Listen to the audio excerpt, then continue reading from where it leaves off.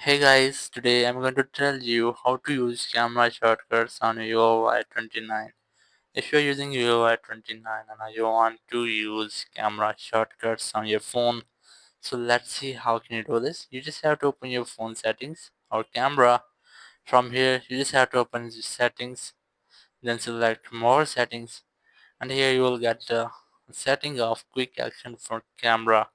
Here you must have to enable it first and then select or read the description. Either double press the volume down button to launch the camera when screen is off. So let's see how can we access our camera on lock screen. So you just have to lock your screen and then double press the volume down button. Just double press on it and it will launch your camera just like this. So that's how you can easily use camera shortcuts on Vivo Y29. Thank you very much for watching the video. Until next video, bye bye.